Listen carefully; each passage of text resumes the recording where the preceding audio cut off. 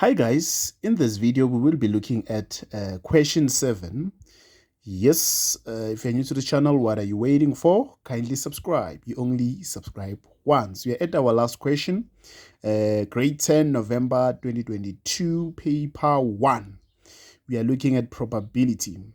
So let's go at 7.1. For any two events, A and B, it is given that PA, probability of A is equals to 0.25, probability of B is 0.89. Probability of A or B not A or B is equals to 0.05. Calculate the probability of A or B. Well, without wasting time, let's put that into practice. So in this case, remember we're at where am I? It's supposed to be 7.1.1. Okay, so we are looking for the probability of A or B, which will be equal to, remember, since we are given probability of A or B, not probability of A or B, is equal to 0.05. That means the probability of not, you subtract by, you're going to say 1 minus this 0.05. Then what are you going to get? Probability of A or B. 1, what is 1? 1 minus 0.05, that will be 0.95. So that's the solution at 7.1.1. We will now look at 7.1.2. At 7.1.2, are the two events mutually exclusive? Justify your answer. We will justify our answer by adding, remember at 7.1.1, we did find that the probability of A or B is 0.95. So to prove that, we will add probability of A and B. If we get 0.95, that means it's mutually exclusive. If you add 0.25 plus 0.89, you are getting 1.14. So that means this is not mutually exclusive. For it to be mutually exclusive, the left-hand side must be equal to the right-hand side. Let's prove that. So this is what I'm saying. Probability of A or B is equals to probability of A plus the probability of B. So remember that we have 0.95, so we also have to prove the other side.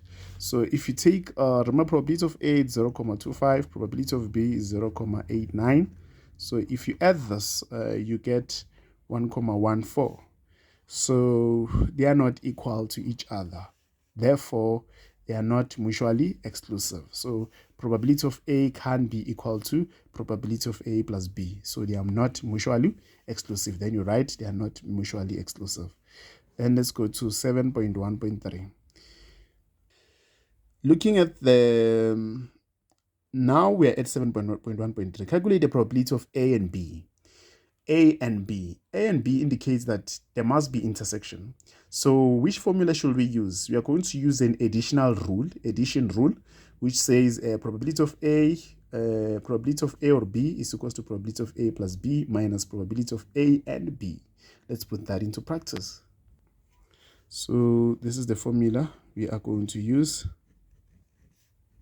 Probability of A plus probability of B minus probability of A and B. So I'm going to substitute now. Remember we have 0.95 here.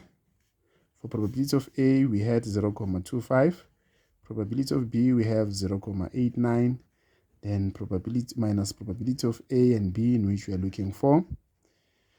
So to make our life easy, we know that this is 0.95. And when we add this, we saw that we got 1.14 minus probability of A and B. So I'm going to take this to the other side. Let me subtract 0.95 minus 1.14. You get negative 0.19, negative 0.19, which will be equal to probability of A and B. So when we divide by negative, we are going to be left with 0.19. We are also going to be left with probability of A and B. So meaning that probability of A and B will be 0.19. Let's go to 7.1.4 now. At 7.1.4, they are specifically looking what is the probability of event B only. Remember, event B you are given there. So you are going to take this 0.89 and subtract by the answer that we have calculated at 7.1.3 to calculate the probability of event B only. In this case, for B, it will be 0.89 minus 0.19, in which we got 0.7 here. So you're going to have 0.7 if you punch that in your calculator. So let's go to 7.2. We first look at 7.2.1. Right, guys? Okay. Let's put that into practice. Let's go to this part. Now, in a small town of 1,500 people, there are two main banks, Add Savings and Multiplier Bank. Most of the people in the town, this is a sample space. This is a total of those people that are in this small town. 600 people bank with Add Savings and 950 bank with Multiplier Bank. So 235 in the town do not use either Add Savings or Multiplier Bank. At 7.2.1, draw a Venn diagram to illustrate the information above. 4 marks. Let's put that into practice. So for us to draw our Venn diagram, we will start with a sample space. We said that there are 1,500. So before I do that, let me check how many of the people who uses both bank, Add Savings and the Multiplier Bank. So we are going to say 1,500. Add by 600 those who use Add Savings, plus 950 minus plus again. So in this case, I'm wrong. I should start with 600. 600 those who Add Savings plus 950 plus those who do not use. Then we subtract by the sample space to see how many are those who use both banks, right? So 600 plus 950 plus 235 minus 1,500, we get 285. So those who use both banks are 285 because they didn't specify that in our statement, right? So I'm going to do this and do this. This is Add Savings and this is the Multiplier Bank, MB, right? So what I'm going to do, remember that there are 285, so you put 285 here. Those, they said that most people bank with, there are 600 people who bank with Add Savings. So you are going to say 600 minus 285. What are you getting? You're getting 315. So we get 315. 315 plus 285 gives you 600. So that means there are 600 who bank with Add Savings. Similarly, the other Multiplier Bank, we're told that 950 bank with Multiplier Bank. So I'm going to say 950 minus 285, which is our intersection, which will give us 665. And we are told that 235 people do not use either of these banks, right? They do not use either of these banks. So let's go to 7.2.2. I hope, guys, you did understand the part of Venn diagram. To get the others, you must, if you have an intersection, subtract with the intersection to get this part. Subtract with the intersection. If you're not given intersection, add 600, add or add whatever that is there and subtract it by the sample space to find the intersection. I hope that's clear, right? Now we are at what is the probability that a person from town uses both banks. Let's go to our Venn diagram.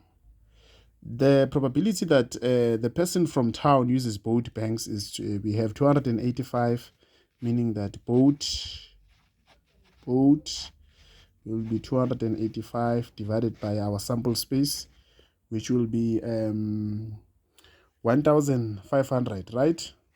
So when you punch this, 285 divided by 1500, you get 19 all over 100. So that's the solution for those who use both banks at 7.2.2. Then let's go to 7.2.3. What is the probability that a person from town do not use a multiplier bank? Let's go to our Venn diagram and check. The probability that a person from town does not use multiplier bank, remember we have to exclude these two. We have to exclude 285, 665. It means that that person can either use at savings banks, and it can be those who do not use any of the banks. So what we are going to do, it's going to be the probability of 315 plus 235 divided by 1500, which is our sample space, right?